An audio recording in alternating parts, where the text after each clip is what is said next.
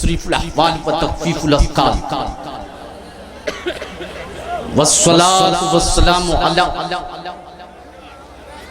سید الحادین الی محاسن الافعال وعلی آلہ وصحبہ المدارعین لہ فی الصفات والاعمال اما بعد فاعوذ باللہ من الشیطان الرجیم بسم اللہ الرحمن الرحیم محمد رسول اللہ صدق اللہ مولانا العظیم وصدق رسولہ النبی الامین الکریم۔ حضرات، سب سے پہلے میں جائز شریف کے تمام جنتی جیال مسلمانوں کو عید میلاد النبی صلی اللہ علیہ وسلم کی دل کی عطا گہرائی سے بے پناہ مبارکباد پیش کرتا ہوں۔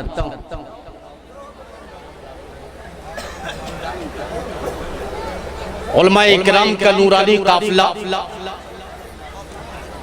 یوں کہیے کہ علم و ادب کی ایک کہکشاں ہے جو منبر شریف پر اتر آئی۔ الحمدللہ مائک بہت اچھا ہے، لیکن آپریٹر سے صرف اتنی سی درخواست ہے کہ ایکو تھوڑا کم کر کے والیوم بڑھا دیجئے، والیوم بڑھا دیجئے، ایکو ایک دم ہلکا سا رکھیں، تھوڑا سا اور بڑھائیے جہاں پہ سیٹی نہ بجے، سیٹی سے پہلے تک روکتا ہے۔ سبحان اللہ۔ اب اس وقت میں آپ سے پوچھنا یہ چاہتا ہوں کہ کتنے لوگ ہیں جنہوں نے نبی کی نعت سنی ہے؟ اب کتنے لوگ بچے ہیں جو نبی کی بات سننا چاہتے ہیں؟ نبی کی تعریف آپ نے نظم میں سنی ہے، اب نبی کا تذکرہ آپ نثر میں سننا چاہتے ہیں۔ کتنے لوگ ہیں دونوں ہاتھ اٹھا کر ذرا کہہ دیں یا رسول اللہ؟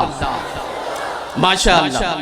میں تو سوچ رہا تھا کہ ترنم کے سیلاب کے بعد کسی کا خطاب کہیں خس و خاشاک کی طرح بہ نہ جائے، لیکن پھر احساس ہوا کہ طارق انور یہ ہندوستان کے نقشے کی کوئی اور زمین نہیں ہے، یہ مخدوم کے اطراف و جوانب میں کچھوچا شریف سے پورے طور پر فیضیاب وہ علاقہ اور وہ شہر ہے جہاں علم و ادب کے بڑے بڑے شہزادوں نے جنم لیا، شریعت و طریقت کے بڑے بڑے مرد آہن پیدا ہوئے جنہوں نے ملک اور بیرون ملک میں رشد و ہدایت کا چشمہ بہایا ہے۔ یہاں سے ذرہ اٹھا آفتاب بنا، پھر جائز کی سرزمین پر ایسا حادثہ کیسے ہو سکتا ہے کہ نبی کی نعت وہ سنے اور نبی کی بات وہ نہ سنے؟ یقیناً جو لوگ گئے ہیں سر شام سے بیٹھے تھے، تقاضائے بشری ہے، کچھ ضرورت پیش آئی ہوگی، وہ اپنی ضرورت کو پوری کرنے کے لیے گئے ہیں، اور انشاءاللہ اپنی ضرورت کو پوری کر کے بغیر کسی ایک سیکنڈ کے لاس اور ویسٹ کے وہ اس بزم رسول میں تشریف لائیں گے۔ چونکہ جائز کی دھرتی پر رات ہر دن کے بعد آتی ہے، رات ہر شام کے بعد نمودار ہوتی ہے، لیکن ایسی رات کبھی کبھی آتی ہے جب کالا مقدر اجلا ہو جاتا ہے، سیاہ تقدیر چمک چمکتی ہے، سویا ہوا مقدر جاگ جاتا ہے۔ آج کی یہ عظیم الشان رات الحمدللہ اسی سلسلے کی ایک کڑی ہے جس میں ہم اپنے مقدر کو جگا رہے ہیں۔ اس وقت آپ نے شہنشاہ ترنم گلوبل فیگر کا شائع جسے شعر و سخن کا رہنما کہیے جناب راہی بستوی صاحب، انہیں سماعت کیا بمبئی کا ذائقہ آپ نے لیا، ناگپور سے آنے والے شاعر نے بھرپور ترنم سے آپ کو نوازا۔ اب میں چاہتا ہوں کہ بڑی تیزی کے ساتھ شروع ہو جاؤں۔ الحمدللہ مائک مجمع اور اب یہ مولانا بھی سیٹ ہو چکا ہے۔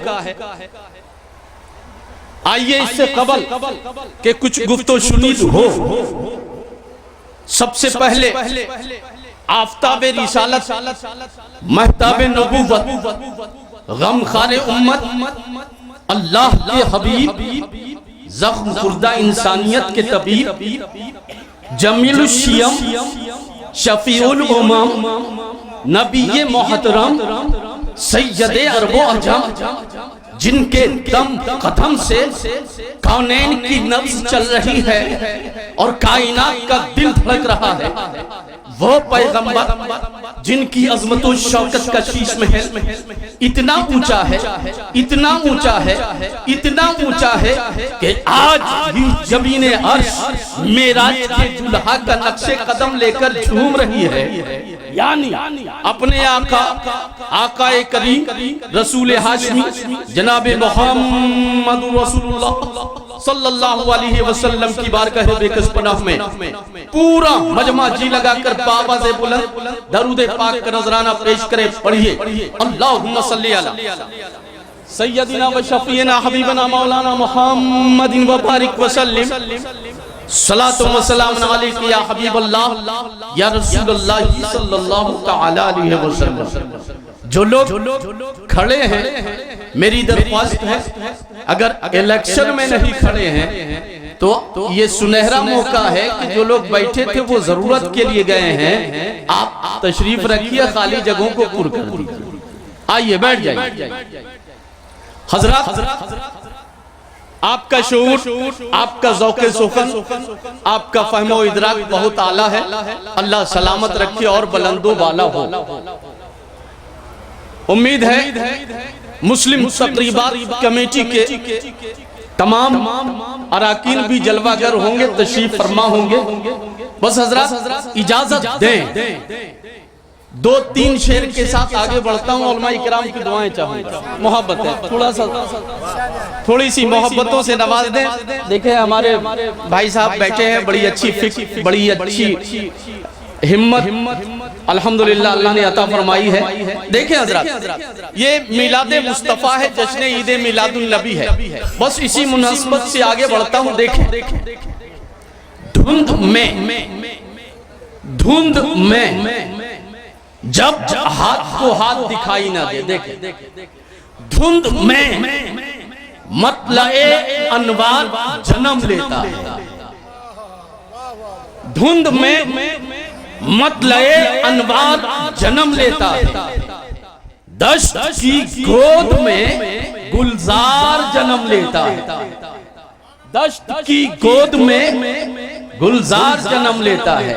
یا اللہ آپ محبتوں کا اظہار کیجئے، وہ اس لیے تاکہ یہ دودھ کا دودھ اور پانی کا پانی ہو جائے کہ ہم صرف شعرا کے ترنم پر نہیں بولتے ہیں، بلکہ نبی کی نعت کا شعر ہوتا ہے جو محبت اور عشق میں ڈوبا ہوتا ہے۔ اس لیے ہم نبی کی نعت جب سنتے ہیں تو بولتے ہیں سبحان اللہ، پورا مجمع جی لگا کر بولے سبحان اللہ، دونوں ہاتھ اٹھا کر بولیے یا رسول اللہ۔ حضرات اب یہ شعر میں آپ کے حوالے کر رہا ہوں۔ دھند میں مطلع انوار جنم لیتا ہے، دشت کی گود میں گلزار جنم لیتا ہے۔ تاریخی شعر نوٹ کریں کہ نور اول کی سند لے کر درِ خالق سے۔ حضور دیکھیں شعر و سخن کا سلطان بھی یہاں پر ہے، اور حضور کرم بس دعاؤں کی بھیک ہے، علماء اکرام توجہ فرما دیں اور اپنی دعاؤں سے نواز دیں۔ دیکھیں نور اول کی سند لے کر درِ خالق سے حسن کا آخری شاہکار جنم لیتا ہے، حسن کا آخری شاہکار جنم لیتا ہے۔ اور دیکھیں کہ پیٹھ پر بار عمل، پیٹ پہ پتھر باندھے، اللہ پیٹھ پر نور اول کی سند لے کر در خالق سے حسن کا آخری شاہکار جنم لیتا ہے. اور دیکھیں کہ پیٹھ پر بار عمل، پیٹ پہ پتھر باندھے خلق کا مالک و مختار جنم لیتا ہے. خلق کا مالک و مختار جنم لیتا ہے. میں یہ تو سوچ بھی نہیں سکتا کہ آپ شعر سمجھ نہیں رہے ہیں، لیکن یہ سناٹا کیسا ہے، یہ خاموشی کیسی ہے. نبی کی آمد کا شعر پڑھا جائے اور نبی کا دیوانہ خاموش ہو. جائز کے غیرت مند مسلمانوں اور نبی کے سچے عاشقوں، یاد رکھو نوٹ بندی کا اثر ہو تو کوئی بات نہیں، لیکن مجمع پر کسی دیوبندی کا اثر نہیں ہونا چاہیے. اس لیے کہ نوٹ بندی کا اثر ہوگا تو زیادہ سے زیادہ جان جائے گی، لیکن کسی دیوبندی کا اثر ہوگا تو دولت ایمان چلی جائے گی. اس لیے کبھی بھی نبی کی محفل میں بیٹھو، نبی کی بات جس کی زبان سے بھی ہو، بڑا دلم خان ہو تب بھی اور چھوٹا بھی ہو تب بھی، میرے نبی کی بات کر رہا ہے، سبحان اللہ سے نوازتے رہو، یا رسول اللہ کی صدائیں بلند کرتے رہو. پورا مجمع دونوں ہاتھ اٹھا کر بولے یا رسول اللہ. نور اول کی سند پا کر در خالق سے حسن کا آخری شاہکار نظر جنم لیتا ہے. اور حضرات یہ شعر دیکھ لیں، بس آخری شعر ہے آپ کے حوالے کے، اور بات سچی ہو تو مجمع سے سمرتھن آنا چاہیے، میری حکومت بنانے کے لیے نہیں، ہم سب کی آخرت بنانے کے لیے. پورا مجمع جی لگا کر بولیں سبحان اللہ سبحان اللہ. اور دیکھیں میرے سرکار کے آنے سے بہت پہلے، میرے سرکار کے آنے سے بہت پہلے ہی خیر مقدم کو یہ سنسار جنم لیتا ہے. خیر مقدم کو یہ سنسار جنم لیتا ہے. حضرات آپ مسکرا رہے ہیں، سبحان اللہ کی صدائیں بلند کر رہے تھے، نعرہ تکبیر و رسالت کی آوازیں آ رہی تھی. الحمدللہ علماء خوش ہو رہے تھے، شورا خوش ہو رہے تھے، آل رسول خوش ہو رہے تھے. اور اتنا ہی نہیں، آپ نبی کی محفل میں بیٹھ کر سبحان اللہ بول رہے ہیں. آپ کو دیکھ کر صرف آل رسول نہیں بلکہ رسول بھی خوش ہو رہے ہیں اور رحمت پروردگار بھی مسکرا رہے ہیں. لیکن ایک بات میں بتاؤں، اب پوری توجہ رہے، دس دیٹ ادھر ادھر کی کوئی بات نہیں، بس مطلب پر ہے. آپ جب کوئی نیک عمل کرتے ہیں تو علماء مسکراتے ہیں، گھر والے مسکراتے ہیں، امی مسکراتی ہے میرا بیٹا قرآن پڑھ رہا ہے، نعت پڑھتے ہیں ابا مسکراتے ہیں میرا لال قرآن پڑھ رہا ہے، علماء مسکراتے ہیں دیکھو دیکھو یہ پیارا قرآن پڑھ رہا ہے. لیکن خدا کی قسم ان تمام حضرات سے آپ پوچھو کہ میرے استاد آپ بتائیں، آپ خوش ہو رہے ہیں لیکن سب سے زیادہ خوشی کس کو ہوتی ہے؟ تو خدا کی قسم بتائیں گے کہ جب آپ قرآن کی تلاوت کرتے ہو، نبی کی نعت پڑھتے ہو، سبحان اللہ کہتے ہو، تو آل رسول تو خوش ہوتے ہی ہیں، تمہارا باپ تو خوش ہوتا ہی ہے، لیکن سب سے زیادہ خوشی رسول پاک کو ہوتی ہے، رسول پاک کو ہوتی ہے. کیوں؟ اس لیے کہ رسول پاک مکینے گنبد خضرا سے آواز آتی ہے کہ دیکھو دیکھو جو سبق میں نے 1450 سال پہلے دنیا کو پڑھایا تھا، جا اس کی سرزمین پہ وہ سبق دہرایا جا رہا ہے، وہ سبق دہرایا جا رہا ہے. لیکن اب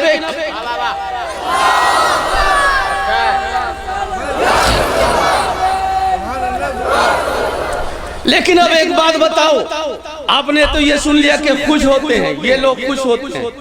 اب کوئی ایک ایسی ہستی بھی ہے، کوئی ایک ایسی اجڑی بستی بھی ہے، کوئی ایک ایسا بھی ہے جب آپ وضو کر کے مصلی کی طرف بڑھتے ہیں تو ہوتا ہے، جب آپ وضو کر کے قرآن کا نسخہ اٹھاتے ہیں تو کانپتا ہے، جب آپ نبی کی میلاد مناتے ہیں تو خوب روتا ہے، نبی کا جشن مناتے ہیں تو روتا ہے۔ وہ کون ہے بولے، بتا دیں، بولے نا بھائی، بتا دیں۔ جب آپ کوئی بھی نیک عمل کرتے ہیں تو ان شارٹ ابلیس روتا ہے۔ کہیے سبحان اللہ۔ اور خبردار ایسا عمل نہ کرنا جس پہ ابلیس خوش ہو۔ جب آپ برا عمل کرتے ہیں تو ابلیس خوش ہوتا ہے، گناہ کرتا ہے نبی کا امتی تو ابلیس خوش ہوتا ہے۔ اب میں آپ کو بتاؤں جس طرف میں لے جانا چاہتا ہوں، حضرات توجہ۔ حضرت علامہ ابو القاسم سہیلی رحمت اللہ تعالی علیہ اپنی کتاب روض الانف میں فرماتے ہیں کہ شیطان جب نبی کا امتی کوئی نیک عمل کرتا ہے تو روتا ہے، لیکن شیطان اپنی لائف میں 4 ٹائمز بے تحاشا رویا، خوب رویا، دہاڑے مار مار کر رویا، چیخ چیخ کر رویا، سر کے بال نوچ نوچ کر رویا۔ جائز کے غیرت مند مسلمانوں، اگر آپ جاننا چاہتے ہو کہ وہ 4 ٹائمز کیا ہے تو اجازت دو، اب پورا مجمع دونوں ہاتھ اٹھا کر کہہ دے یا رسول اللہ تو میں سمجھ جاؤں گا آپ جاننا چاہتے ہیں۔ 4 ٹائمز تل 9 شیطان 4 ٹائمز خوب رویا۔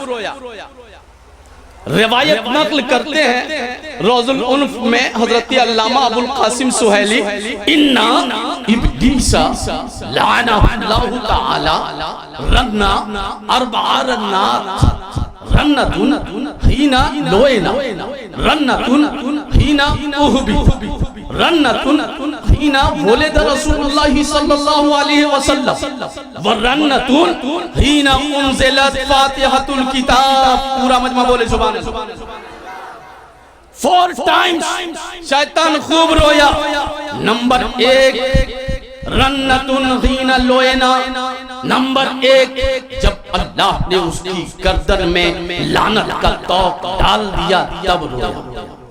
رنتن حین اہبتا، نمبر 2 جب اللہ نے اسے بلندی سے پستی کی طرف پھینک دیا تب رویا۔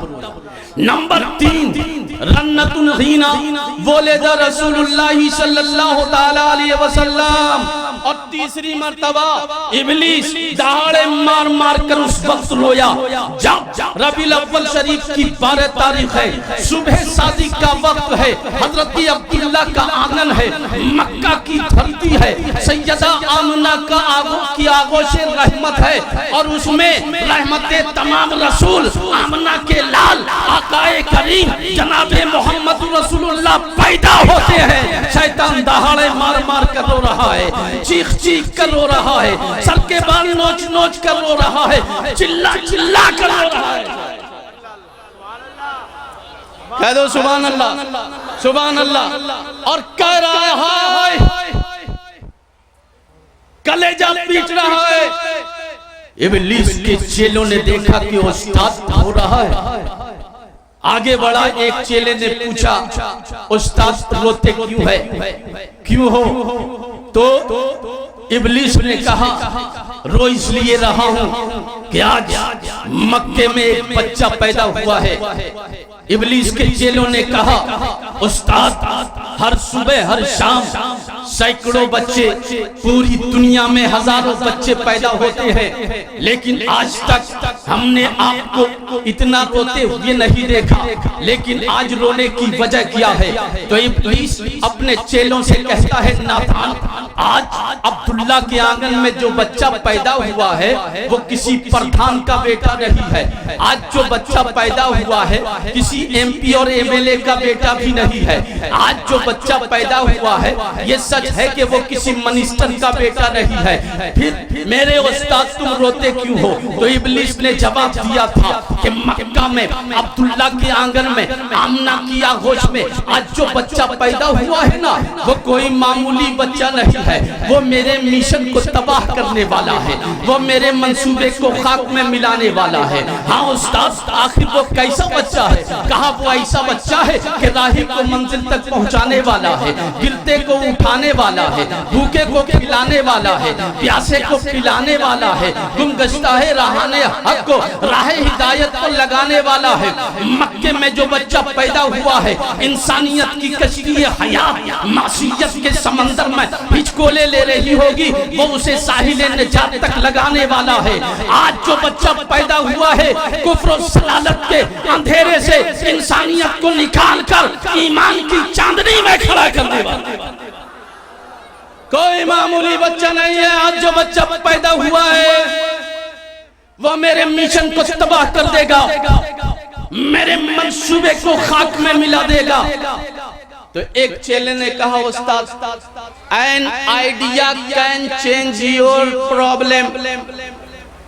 کہا استاد نے کہا کیا بکو، کون سا آئیڈیا ہے؟ تو اس نے کہا استاد تمہارے ہاتھ میں تو اتنی طاقت ہے، اتنا پاور ہے کہ اگر تم کسی بچے کو ٹچ کر دو تو اس کی نحوست سے وہ بچہ مجنون ہو جائے، پاگل ہو جائے۔ آپ دیکھتے ہوں گے بچہ جب کسی مومن کے گھر میں پیدا ہوتا ہے، علماء فرماتے ہیں سب سے پہلے اس کے کان میں اذان دی جائے۔ یقیناً اذان کے اور بھی مقاصد ہیں، لیکن میں نے جہاں تک جانا ہے ایک مقصد یہ بھی ہے، مومن کا بچہ ہے، شیطان ضرور اس گھر میں دوڑے گا اور بچے کو گمراہ کرنے کی کوشش کرے گا۔ اس لیے پیدا ہوا جلدی اس بچے کے کان میں اذان کی صدائیں پکاری جائے تاکہ شیطان دور بھاگ جائے۔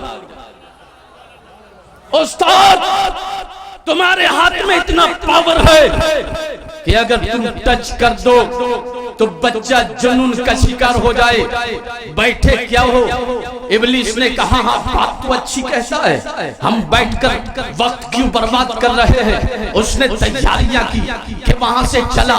اب آپ جانتے ہیں عجم سے عرب تک، عرب سے عجم تک، انڈیا سے امریکہ تک آپ کو جانے میں وقت لگ سکتا ہے، لیکن شیطان کو آنے جانے میں زیادہ وقت نہیں لگتا ہے۔ نافرمانیوں کے باوجود اللہ نے شیطان کو کچھ طاقتیں عطا فرمائی ہے۔ ادھر شیطان نے ارادہ کیا، ادھر رب کائنات نے سدرۃ المنتہا کے مکین سے کہا کہ اے جبریل یہ وقت سدرہ پر بیٹھنے کا نہیں ہے، ابلیس میرے محبوب کی طرف ناپاک منصوبہ لے کر آگے بڑھا ہے، جاؤ میرے محبوب کے چوکھٹ پر دربان بن جاؤ۔ ابلیس بڑھا ہے، جاؤ۔ سدرہ کے مکین نے سدرہ کو چھوڑا، اس سے پہلے کہ ابلیس پہنچتا سید الملائکہ حضرت جبریل حضرت آمنہ کے حجرے کی چوکھٹ پر بیٹھ جاتے ہیں۔ ادھر جبریل اسی بدنیتی کے ساتھ، اسی سازش کے ساتھ وہ بڑھا ہے، وہ بڑھا ہے، مکہ کی سرزمین پر اترا ہے، عبداللہ کی آنگن میں داخل ہوا، حجرے آمنہ کے قریب آنا چاہتا ہے، لیکن مسلمانوں خوش ہو جاؤ، جو ہی چوکھٹ کے قریب پہنچتا ہے روایتوں میں آتا ہے کہ رکزہو برجلئی ہے رکزتن، سید الملائکہ نے اسے اتنی زور سے لات ماری ہے کہ سینکڑوں میل دور یمن میں جا کر ابلیس گرتا ہے۔ اس طرح اللہ نے پالنے میں اپنے محبوب کی حفاظت، فانوس بن کر جس کی حفاظت ہوا کرے وہ شمع کیا بجھے جسے روشن خدا کرے۔ اور نور شمع الہی کو بجھا سکتا ہے کون؟ جس کا حامی ہو خدا اسے مٹا سکتا ہے کون؟ نمبر 3 شیطان کب رویا؟ جب میرے نبی پیدا ہوئے بے تحاشا دہاڑے مار مار کر۔ نمبر 4 رنتن حین انزلت فاتحۃ الکتاب، اور چوتھی مرتبہ شیطان دہاڑ مار مار کر اس وقت رویا جب اللہ نے میرے محبوب پر، اپنے محبوب پر، کائنات کے محبوب پر سورہ فاتحہ کو نازل فرمایا۔ کہہ دو سبحان اللہ۔ ارے سورہ فاتحہ آپ کا، آپ کی الحمدللہ۔ جب اللہ نے سورہ فاتحہ کو نازل فرمایا، اب سورہ فاتحہ کو معمولی مت سمجھنا، کہ یہ 7 آیتوں کی چھوٹی سی سورت بچے کو بھی یاد ہے، بڑے بزرگوں کو بھی یاد ہے، نوجوانوں کو بھی یاد ہے، حافظ کو بھی یاد ہے۔ الحمدللہ سورہ فاتحہ کی عظمت تو بہت بلند و بالا ہے، ایک اندازہ آپ اس سے بھی کر سکتے ہیں۔ یقیناً قرآن کی ایک ایک آیت بڑی محترم ہے، اس کا کوئی جواب نہیں ہے، لیکن سورہ فاتحہ جب نازل ہوئی تو شیطان دہاڑے مار مار کر رو رہا تھا، ضرور کوئی نہ کوئی وجہ ہوگی۔ ارے سورہ فاتحہ علماء تشریف رکھتے ہیں، آپ ان سے جان لو، آپ ان سے پوچھ لو۔ سورہ فاتحہ قرآن کی تمام سورتوں میں ایک ایسی سورت ہے کہ اللہ نے 30 پارے کو سورہ فاتحہ میں اکٹھا فرمایا۔ سورہ فاتحہ ایسی بابرکت سورت کہ ام الکتاب کہیں اسے، سبع مثانی کہیں اسے، قرآن کی جان ام القرآن کہیں اسے۔ علماء تشریف رکھتے ہیں، ایک شخص آیا، حضرات میں نے نماز عشاء ادا کی ہے، لیکن میں نے پہلی رکعت میں 1 پارہ پڑھا، دوسری رکعت میں 2 پارہ، تیسری رکعت میں 3 پارہ، چوتھی رکعت میں 4 پارہ۔ میں نے اتنے پارے پڑھنے کے بعد اپنی 4 رکعت کمپلیٹ کی، لیکن حضور میں نے سورہ فاتحہ نہیں پڑھا ہے۔ تو پوچھو علماء کرام فرمائیں گے، نادان تو نے 1 2 3 4 کیا، تو نے 29 اور 30 پارے کمپلیٹ پڑھ لیے ہوتے ایک رکعت میں، تب بھی تیری نماز کمپلیٹ نہیں ہوگی، اس لیے کہ پورا قرآن پڑھ لے لیکن اگر سورہ فاتحہ نہ پڑھا تو تیری کوئی نماز کیا ایک رکعت بھی نہیں ہو سکتی ہے، اس لیے کہ نبی نے فرمایا لا صلاۃ الا بفاتحۃ الکتاب، سورہ فاتحہ کی وہ عظمت، سورہ فاتحہ وہ برکت والی ہے۔ اور الحمدللہ اب توجہ دیں، الحمدللہ سورہ فاتحہ نماز میں پڑھتے ہیں کہ نہیں؟ بولیے پڑھتے ہیں نا بھائی، پڑھتے ہیں نا، پڑھتے ہیں۔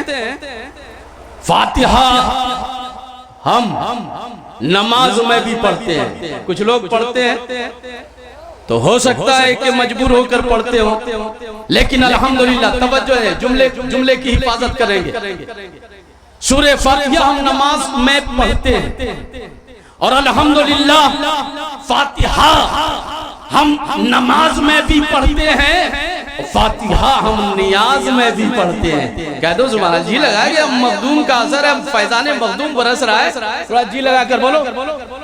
فاتحہ ہم نماز میں بھی پڑھتے ہیں اور فاتحہ ہم نیاز میں بھی پڑھتے ہیں۔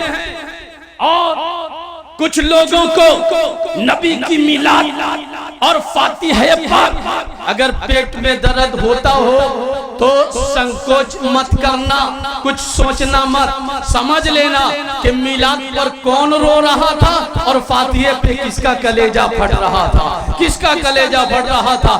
الحمدللہ ہم تو جب نبی کی یاد آتی ہے میلاد منا لیتے ہیں، ربیع الاول شریف کی 12 تاریخ کے آنے کا انتظار بھی دیوانے نہیں کرتے ہیں۔ جب یاد آوے ہم نبی کی میلاد منا لیتے ہیں، ہم گھر بناوے تو نبی کی میلاد منا لیں، ہم دکان اسٹارٹ کریں تو نبی کی میلاد کی محفل سجا لیں، کوئی زندہ کوئی پیدا ہو تو نبی کی میلاد اور فاتحہ ہم کر لیتے ہیں، کوئی مر جائے تب ہم نبی کی میلاد اور فاتحہ کرتے ہیں۔ الحمدللہ ہم خوشی خوشی میلاد بھی کرتے ہیں اور خوشی خوشی فاتحہ بھی کرتے ہیں۔ جب چھٹی آوے تو خواجہ کی فاتحہ، 10ویں آوے تو حسین کی فاتحہ، 11ویں آوے تو غوث پاک کی فاتحہ، 12ویں آوے تو اپنے آقا کی فاتحہ۔ اور اتنا ہی نہیں، جب آراس کی تاریخیں ہوں ہم اپنے بزرگوں کی فاتحہ، خیش و اقارب کو ایصال ثواب کرنا ہو تب فاتحہ۔ الحمدللہ ہم میلاد بھی کرتے ہیں مسرور ہو کر، فاتحہ بھی کرتے ہیں مسرور ہو کر، اگر کسی کو چڑ ہو تو رہنے دو۔ اور الحمدللہ ہم تو ڈنکے کی چوٹ پر، ہم ڈنکے کی چوٹ پر مخدوم کے غلام، حافظ ملت کے تلامذہ، مجاہد ملت کے سپاہی، اعلیٰ حضرت کے شہدائی اور مخدوم سمنہ کے غلام ڈنکے کی چوٹ پر کہتے ہیں کہ حشر تک ڈالیں گے ہم پیدائش مولا کی دھوم، مثل فارس نجد کے قلعے گراتے جائیں گے اور خاک ہو جائیں عدو چل کر، مگر ہم تو رضا دم میں جب تک دم ہے ذکر ان کا سناتے جائیں۔ پورا مجمع دونوں ہاتھ اٹھا کر بولے یا رسول اللہ، یا رسول اللہ، سبحان اللہ۔ حضرات الحمدللہ آپ بہت اچھا سن رہے ہیں، بولنے کی باری جب شورا پڑھیں گے تو اس وقت آپ بولیے گا، اور واقعی جب خطاب ہو تو غور سے سننا چاہیے۔ اور الحمدللہ آپ نے اس تہذیب کا مظاہرہ فرمایا ہے، بڑی اچھی بات ہے۔ اس وقت میں عرض کرنا چاہتا ہوں، میرے رسول آئے، تبدیلی آئی، تغیر ہوا سماج میں، اور آپ نے بارہا سنا ہوگا کہ ایک لفظ بولا جاتا ہے کہ نبی آئے، میرے رسول آئے تو انقلاب آئے۔ جائز کی پڑھی لکھی سرزمین ہے۔ اب ایک نوجوان کھڑا ہوا، مولانا آپ لوگ بہت بولتے ہو، شاعر آیا تو اس نے بھی کہا کہ نبی آئے تو انقلاب آیا، نقیب آئے انہوں نے بھی کہا کہ نبی آئے تو انقلاب آیا، مولانا آپ بھی بولتے ہیں کہ مصطفیٰ آئے تو انقلاب آیا، اور ہم پڑھے لکھے نوجوان ہیں، الحمدللہ انقلاب کی روح سے واقف ہیں، انقلاب کا نیچر ہم جانتے ہیں، انقلاب کا تیور ہم جانتے ہیں۔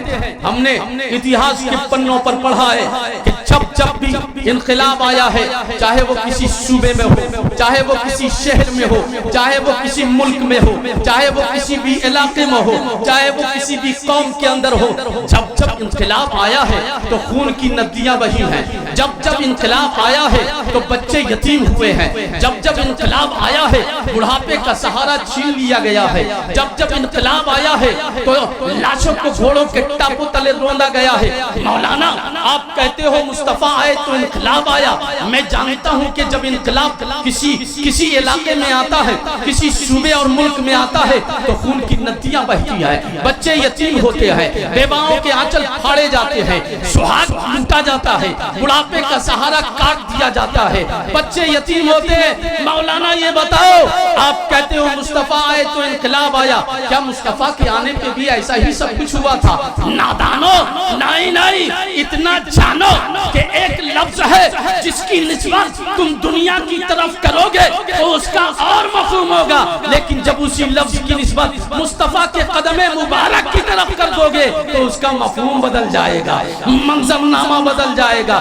میں جانتا ہوں جب انقلاب آتا ہے کسی صوبے میں یا کسی ملک میں تو خون کی ندیاں بہتی ہیں، خاک و خون میں لاشیں تڑپتے ہیں۔ یقیناً چاہے امریکہ کا انقلاب ہو، چاہے برطانیہ کا انقلاب ہو، چاہے رشیا کا انقلاب ہو، چاہے فرانس کا انقلاب ہو، ہاں مجھے معلوم ہے، چاہے 1857 کا انقلاب ہو، چاہے 1947 کا انقلاب ہو، چاہے انڈیا میں انقلاب آزادی ہو، جہاں بھی جب بھی انقلاب آیا ہے تو خون کی ندیاں بہی ہیں، اور فاتح قوم نے لاشوں کی ڈھیر پر اپنے اقتدار کی کرسی کو قائم کیا ہے۔ مصطفیٰ آئے تو کیا یہ سب ہوا تھا؟ نادان، نہیں، ارے مصطفیٰ آئے، ہاں انقلاب ضرور آیا ہے، لیکن خون کی ندیاں نہیں بہی ہیں بلکہ محبت کے چشمے بہے ہیں۔ مصطفیٰ آئے ہیں تو مانگ کا سندور نہیں لوٹا گیا ہے بلکہ بیواؤں کے مانگ کو ہرا بھرا کیا گیا ہے اور اس کی زندگی کو بہاریں عطا کی ہیں۔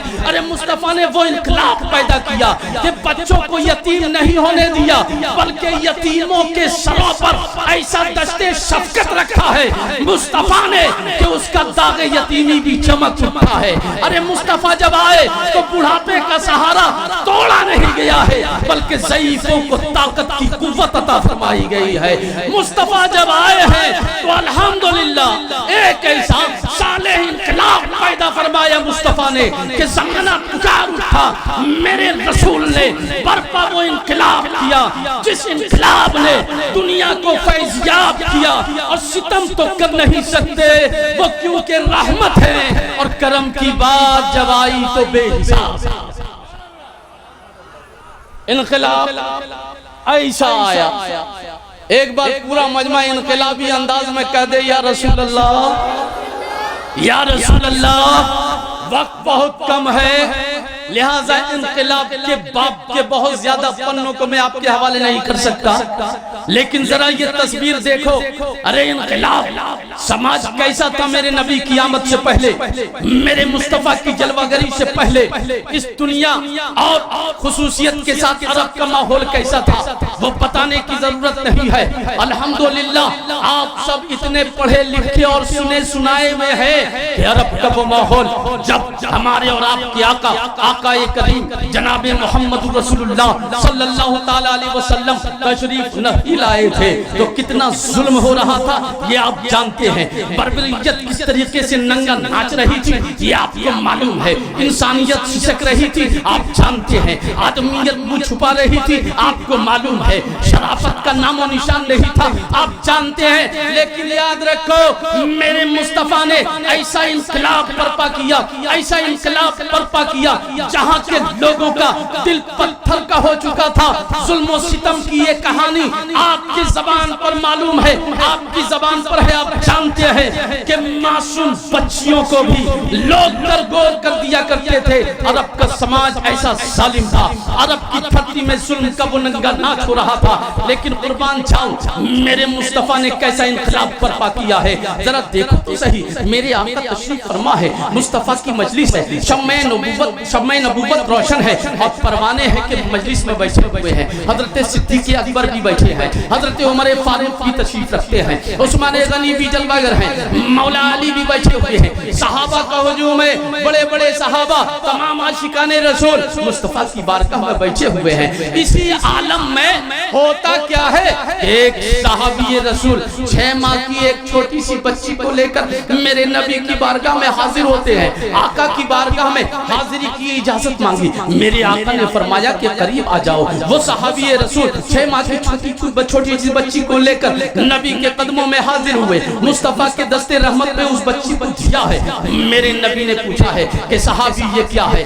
मेरे नबी से वो सहाबी रसूल अर्ज करते हैं या रसूल अल्लाह, या रसूल अल्लाह, ये बच्ची ऐसी कम नसीब है, ऐसी कम नसीब है कि अभी ये मदर शिकम में ही थी कि उसके बाप का शफकत इसके सर पर से उठ चुका था। या रसूल अल्लाह, और इसकी माँ ने जब इसे जन्म दिया है अभी चंद महीने गुजरे ही थे, इस बच्ची के सर से माँ की शफकत और ममता का आंचल भी रूठ गया।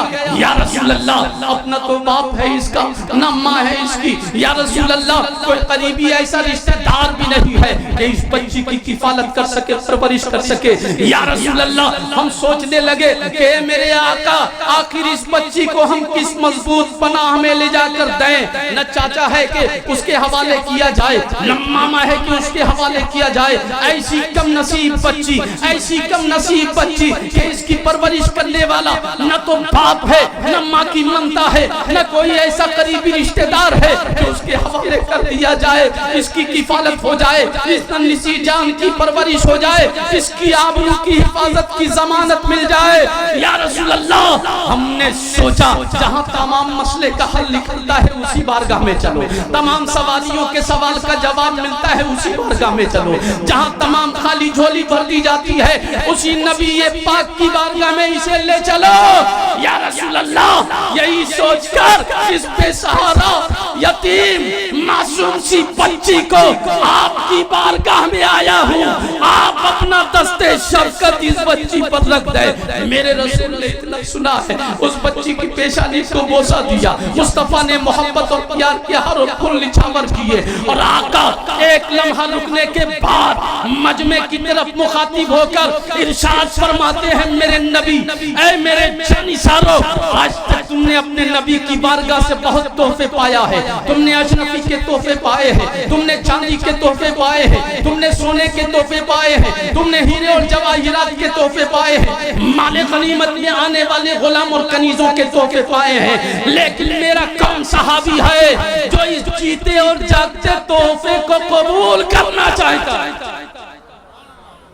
कबूल करना चाहता है। खुदा की कसम, मुस्तफा बोले नबी की बारगाह का तोहफा और सहाबा चुप रहे। तवज्जो, पूरा मजमा एक बार बोले या रसूल अल्लाह, दोनों हाथ उठाकर बोले या रसूल अल्लाह। माँ जिंदा है तो उनके उम्र में बरकत की नियत से बोले या रसूल अल्लाह, और अगर गुजर गई है तो उनकी निजात की नियत से बोले या रसूल अल्लाह। حضرات میرے نبی نے پوچھا تھا صحابہ کے مجمع سے کون ہے جو اپنے نبی کی بارگاہ سے یہ تحفہ لینا چاہتا ہے تو قربان جاؤ بیک زبان تمام صحابہ حضرت صدیق اکبر بولے ہاتھ بڑھایا یا رسول اللہ ہمیں دے دیجئے عمر اٹھے ہاتھ بڑھایا یا رسول اللہ ہمیں دے دیجئے عثمان غنی بولے یا رسول اللہ ہمیں دے دیجئے مولا علی بولے یا رسول اللہ ہمیں دے دیجئے میرے گھر پر آپ کی بیٹی خاتون جنت اس کی پرورش کریں گی جتنے صحابہ تھے اٹھتے چلے گئے ہاتھ بلند کرتے گئے یا رسول اللہ یہ تحفہ ہمیں دے دیجئے صدیق بولے ہمیں دے دیجئے عمر بولے ہمیں دے دیجئے عثمان بولے ہمیں دے دیجئے علی بولے ہمیں دے دیجئے خبیب بولے ہمیں دے دیجئے معاویہ معاویہ بولے ہمیں دے دیجئے تمام اجلہ صحابہ بولے ہمیں دے دیجئے جتنے صحابہ اس نبی کی محفل میں بیٹھے ہوئے تھے سبوں کے دلوں کی یہ تمنا تھی کہ اے کاش میرے نبی کی بارگاہ سے چیتا ہوتا ہوا یہ تحفہ ہمیں مل جائے لیکن قربان جاؤ اللہ کے محبوب دانائے غیوب جناب محمد رسول اللہ صلی اللہ علیہ وسلم پر میرے نبی نے میرے آقا نے یہ تحفہ نہ تو صدیق اکبر کو دیا نہ حضرت عمر کو دیا نہ عثمان غنی کو دیا نہ اپنے داماد حضرت علی کو دیا بلکہ یہ تحفہ دینے کے لیے میرے آقا نے اس مجمع میں میرے آقا کا ایک غلام بیٹھا تھا جس نے نہ تو ہاتھ بلند کیا نہ آواز نکالی نہ یہ بولا کہ یا رسول اللہ ہمیں دے دیا جائے بلکہ وہ نوجوان وہ صحابی اپنا چہرہ جھکائے ہوئے ہیں سر جھکائے ہوئے ہیں آنکھوں میں آنسو ہے نہ تو انہوں نے ہاتھ بلند کر کے کہا یا رسول اللہ ہمیں دے دیجئے نہ زبان سے کچھ بولے یا رسول اللہ ہمیں دے دیجئے سب تو چاہتے ہیں لیکن وہ ہیں کہ سر جھکائے بیٹھے ہیں اور میرا نبی وہ ہے جو صرف زبان کی بولی کو نہیں جانتا ہے دلوں میں کیا چل رہا ہے مصطفیٰ اسے بھی جانتے ہیں میرے نبی نے نہ تو صدیق کو دیا ہے نہ علی کو دیا نہ عثمان غنی کو دیا ہے بلکہ وہ صحابی جو خاموش بیٹھے ہوئے تھے سر کو جھکا کر بیٹھے ہوئے تھے چپ بیٹھے ہوئے تھے اس غلام کی طرف اشارہ کیا مصطفیٰ نے اور ارشاد فرمایا اس غلام کو میرے قریب لاؤ انہوں نے سر اٹھایا یا رسول اللہ آپ نے بلایا ہاں میرا غلام ادھر آ وہ غلام اپنے نبی کی بارگاہ میں حاضر ہوتا ہے قدم مبارک کو بوسہ دیتا ہے یا رسول اللہ کہیں کوئی گستاخی تو نہیں ہو گئی میرے محبوب ارشاد فرماتے ہیں اے میرے صحابی یہ تحفہ کسی اٹھے ہوئے ہاتھ کو مصطفیٰ نہیں دے گا تیرا سر جھکا ہوا تھا تیرے دلوں کی دنیا کی طرف تیرا نبی یہ تحفہ تیرے حوالے کرتا ہے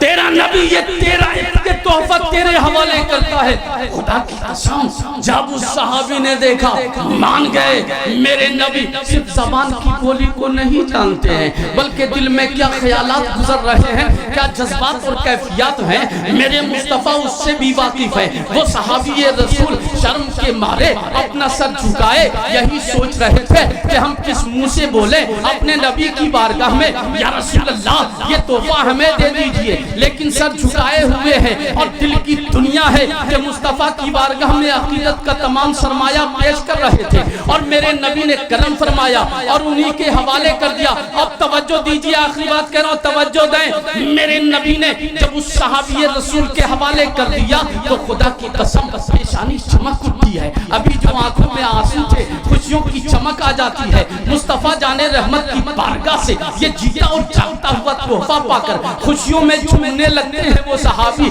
لیکن ابھی چند لمحہ گزرا ہی تھا مسرتوں میں جھومنے والا کہ تھوڑی دیر کے بعد صحابہ نے دیکھا ہے وہی صحابی ہیں کہ پھر ان کے آنکھوں میں آنسوؤں کا سیلاب آ گیا پھر وہ رونے لگے بے تحاشا رونے لگے چہرے پہ پریشانیوں کے آثار آ گئے بلک بلک کر رونے لگے میرے نبی جانتے ہیں مگر پوچھ رہے ہیں کہ میرا غلام اب تو رونے کیوں لگا ابھی تو خوش ہو رہا تھا اب تیرے آنکھوں میں آنسو کیوں آ گئے تو اس غلام نے اپنے آقا کے قدموں کو چوم کر کہا یا رسول